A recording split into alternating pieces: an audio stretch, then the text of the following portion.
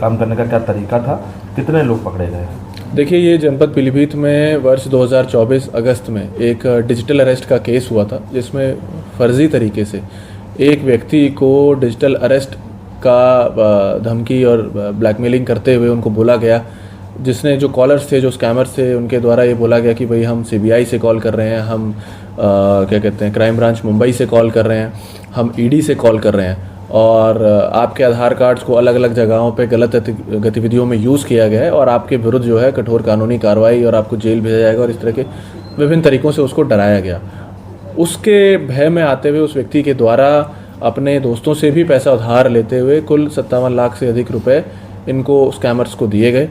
2024 अगस्त की ये घटना थी। इस पे हमारी टीम लगी हुई थी और हाँ, खुशी की बात यह है कि एक साल बाद उस गैंग को पकड़ा गया है। उस गैंग के विभिन्न अंग हैं जो अलग अलग तरीके से ये काम करते हैं, जिसमें जिन लोगों के पास ये पैसा गया था उस गैंग के 5 व्यक्तियों को गिरफ्तार किया गया। इन लोगों के द्वारा पैसा लिया जाता है, पैसा लेके उसके बाद उसको अलग अलग जगह डिस्ट्रीब्यूट कर दिया जाता है, डिस्ट्रीब्यूट करके विभिन्न अकाउंट्स के थ्रू विड्रॉ कर लिया जाता है ताकि एक जगह कोई भी ट्रेल ना फंसे और पैसे को होल्ड कराने से पहले ही उस पैसे को विड्रॉ कर लिया जा सके। 5 लोग इसमें अरेस्ट हुए हैं उस गैंग के और 3.5 लाख रुपए बरामद हुए हैं, 9 मोबाइल फ़ोन्स बरामद हुए हैं, उसके अलावा आधार कार्ड और अन्य डॉक्यूमेंट्स बरामद हुए हैं जो इनके द्वारा यूज़ किए जा रहे थे इस गैंग में और इस क्राइम में। इसके अलावा ये गैंग अन्य क्राइम्स में भी इन्वॉल्व है, जिसके ऊपर अभी पीलीभीत पुलिस काम कर रही है। इसके अलावा जिन लोगों के द्वारा कॉल करके स्कैम किया गया था उनके ऊपर भी हमारी टीम सभी लगी हुई हैं और इन 5 लोगों के अलावा जो अन्य लोग इस गैंग में हैं उनको भी बहुत जल्दी इसमें गिरफ्तार किया जाएगा। कोई इनामिया भी था इनमें से? नहीं, ये गैंग अभी वर्कआउट हुआ है। इस गैंग के लोगों पे हम लोग काम कर रहे थे, तो आगे अगर इसमें और हमारे अभियुक्त ऐसे निकलेंगे तो उनके ऊपर इनाम करके कार्रवाई की जाएगी। सर, लगातार जो डिजिटल अरेस्ट है, साइबर फ्रॉड के मामले सामने आ रहे हैं, क्या अपील करना चाहेंगे हम लोगों से? देखिए, हम एक ये अपील ज़रूर करना चाहेंगे सभी लोगों से कि डिजिटल अरेस्ट नाम की कोई कानूनी प्रक्रिया नहीं है। तो सबसे पहले तो ये चीज़ समझ लीजिए कि किसी भी प्रकार से कोई भी आपको फ़ोन पे अगर डिजिटल अरेस्ट का या किसी प्रकार के अरेस्ट का बहाना देके पैसे मांग रहा है तो वो संपूर्ण रूप से फ्रॉड केस है।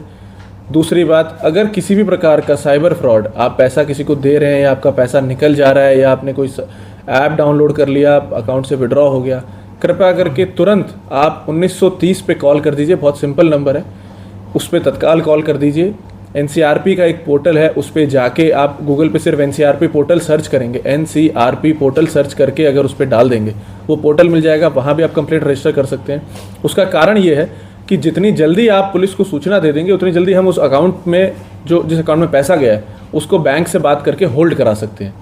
होल्ड कराने से सबसे अच्छी चीज़ ये होती है कि कम से कम आगे कितना भी समय लगे उस गैंग को पकड़ने में, आपके पैसे को बैंक कोर्ट्स के माध्यम से रिलीज़ कराया जा सकता है और एक बार पैसा विड्रॉ हो जाए तो फिर वो पैसा रिकवर तभी होता है जब उस गैंग को पकड़ा जाए और उससे रिकवरी करी जाए। तो मैं यही अपील करूँगा कि कोई भी घटना आपकी जानकारी में किसी के साथ हो, उसकी सूचना तत्काल दे दें। Thank you.